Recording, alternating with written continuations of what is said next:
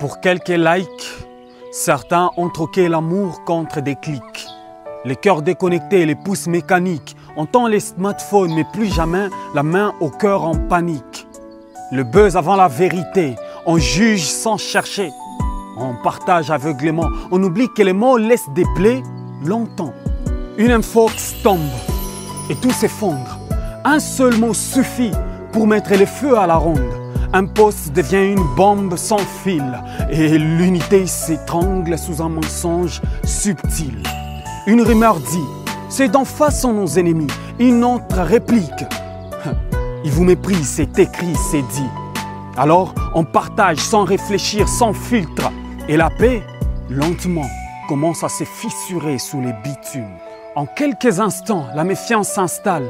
Les voisins d'hier deviennent virales. Les ponts tombent, le mur monte.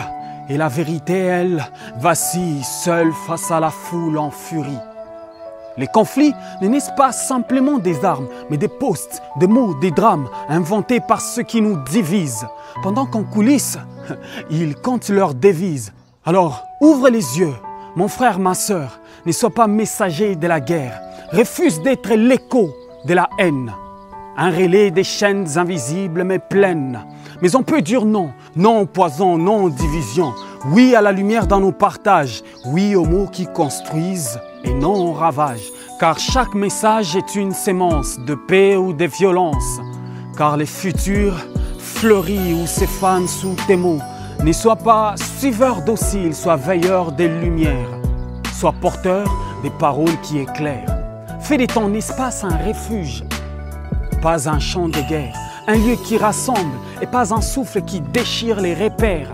Si un message déborde des haines, laisse-les couler. Si une vidéo cache la guerre, ne l'aide pas à circuler, car chaque clic façonne le monde qu'on construit et chaque mot qu'on lance est une porte qu'on ouvre au mal qui détruit.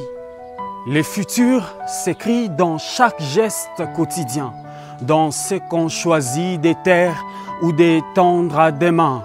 Alors, écrivons ensemble un monde honnête, où la vérité avance, discrète mais concrète, et jamais seule, tant qu'on marche avec elle, à voix nette.